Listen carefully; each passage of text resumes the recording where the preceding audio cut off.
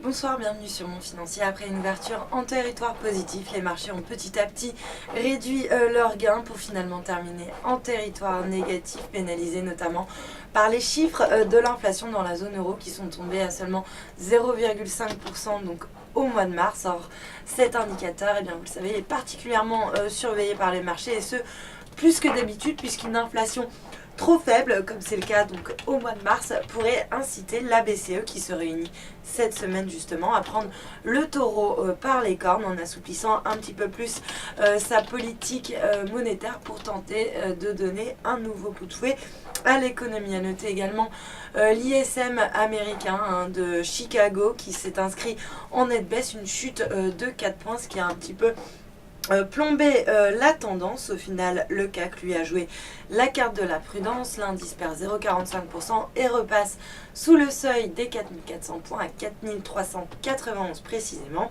Ailleurs, même tendance, Francfort 7,03%, l'Eurostoxx moins 0,3% et Londres moins 0,26%. Du côté des valeurs maintenant, c'est encore Alstom qui récupère un petit peu le terrain concédé. Il signe la meilleure performance avec un gain de 2,2% à 19,80 € après avoir annoncé la signature d'un contrat de 55 millions d'euros avec un groupe turc. À la hausse se distingue également Korian, porté par une recommandation d'analyste. Le titre bondit de 5,5% à 27,85 €. Et puis à noter également Alten et CGG qui prennent respectivement 4,1% et 3,9%. À l'inverse, Danone poursuit son repli, moins 1,57% ce soir à 51,33 € alors que les analystes se montrent un petit peu plus prudents sur le dossier. Et puis sur le marché d'échange, l'euro grappille 0,2% face au dollar. On est toujours à quelques encablures des 1,38 à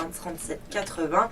Il s'adjuge par ailleurs 0,35% face au yen à 141,91 yens. Puis à noter que le billet vert lui aussi est plutôt bien orienté, face à la devise japonaise, plus 0,14% autour des 102,98 yens. Et puis pour terminer, l'once d'or qui a atteint un nouveau point bas en séance dans le sillage du discours de Janet Yellen, donc la présidente de la Fed, qui affirme notamment que la situation sur le marché de l'emploi n'est pas normalisée. Donc une once d'or qui accuse le coup et qui se négocie à 1288 $ l'once. Voilà pour la clôture des marchés.